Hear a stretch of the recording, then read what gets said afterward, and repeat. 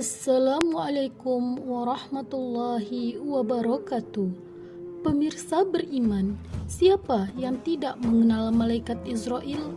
Ya, sang malaikat pencabut nyawa. Malaikat ini akan mendatangi setiap manusia dan mencabut nyawanya ketika ajalnya telah tiba. Namun, tidak banyak yang mengetahui tentang awal mula asal-usul ditunjuknya malaikat Israel menjadi malaikat pencabut nyawa. Bukan tanpa alasan, malaikat yang dalam Al-Quran disebut Malak Al-Maut ini diberi amanah tersebut. Ada serangkaian kisah yang akhirnya membuat Israel terpilih menjadi malaikat pencabut nyawa.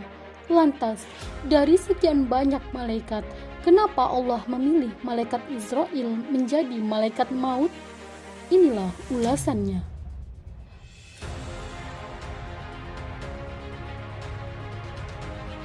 Pemirsa beriman, diceritakan oleh Jalaluddin Rumi di dalam kitabnya yang berjudul Al-Masnawi bahwa setelah Allah menciptakan langit dan bumi, sang pemilik semesta ingin menjadikan seorang khalifah di muka bumi.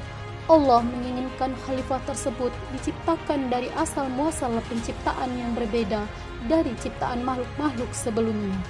Malaikat diciptakan dari cahaya, iblis diciptakan dari api, dan calon khalifah ini akan diciptakan dari tanah yang ada di bumi. Tentu saja hal ini mendapat pertentangan dari iblis. Iblis menilai bahwa mereka lebih pantas menjadi khalifah karena mereka diciptakan dari api, sedangkan Nabi Adam alaihissalam diciptakan dari tanah. Lalu Allah mengusir iblis dari surga karena kedurhakaan mereka. Berbeda dengan malaikat, mereka sangat taat dan patuh kepada Allah Subhanahu wa Ta'ala. Lalu Allah memerintahkan malaikat Jibril untuk mengambil segenggam tanah di bumi sebagai bahan dasar penciptaan tubuh sang khalifah ini. Malaikat Jibril pun bergegas turun ke bumi untuk melaksanakan tugasnya. Sesampainya di bumi, malaikat Jibril mengutarakan maksud kedatangannya kepada bumi. Bumi melakukan protes dengan alasan bahwa bumi khawatir jika kelak manusia justru akan mendurhakai Allah Sang Pencipta. Beberapa sumber mengatakan, bumi berkata, "Demi Allah, aku berlindung kepadamu dari utusanmu, agar engkau tidak mengambil sebagian dari kami jika nantinya akan menjadi penghuni neraka." Selain protes, bumi juga memuji malaikat Jibril sebagai malaikat yang paling utama di antara malaikat yang lainnya di hari akhir.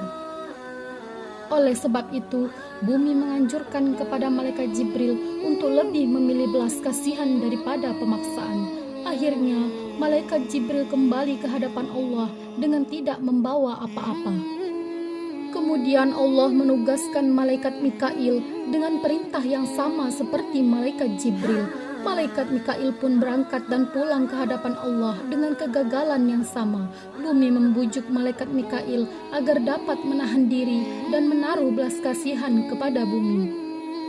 Lalu Allah memerintahkan malaikat Israfil dengan tugas yang sama, yaitu turun ke bumi dan mengambil tanah dari bumi untuk penciptaan Nabi Adam alaihissalam. Lagi-lagi, untuk ketiga kalinya bumi berhasil membujuk malaikat Allah agar mengurungkan niatnya tersebut.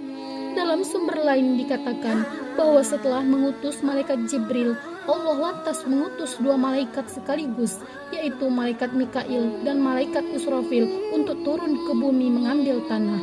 Lagi-lagi, bumi melakukan hal serupa, yaitu dengan bersumpah membawa nama Allah. Kedua malaikat ini pun lalu kembali lagi kepada Allah tanpa membawa sedikit tanah pun dari bumi.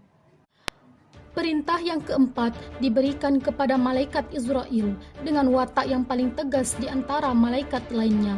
Malaikat Israel langsung memukul bumi dengan pedangnya dan bumi pun bergetar ketakutan. Lantas, malaikat Israel mencabutnya segenggam. Meski bumi sudah bersumpah atas nama Allah, namun malaikat Israel mengambil tanah seraya berkata, "Aku takut menyalahi melanggar perintah Allah.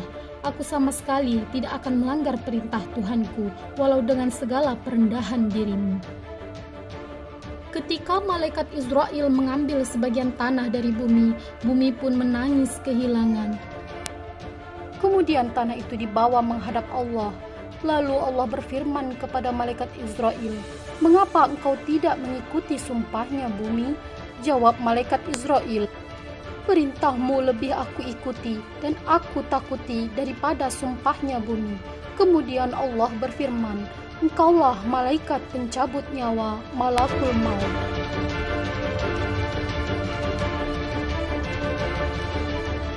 Pemirsa beriman, malaikat Israil mampu mengacuhkan bujuk rayuan bumi dan berhasil membawa segenggam tanah ke hadapan Allah.